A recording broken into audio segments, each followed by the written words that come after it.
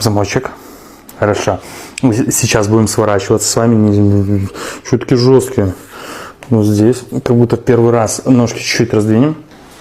Хорошо, здесь я вас зафиксирую. Смотрите, вы нависаете полностью на мое предплечье. Вот, висите, да? То есть расслабленно, молодцы, делаете вдох. И выдыхаете.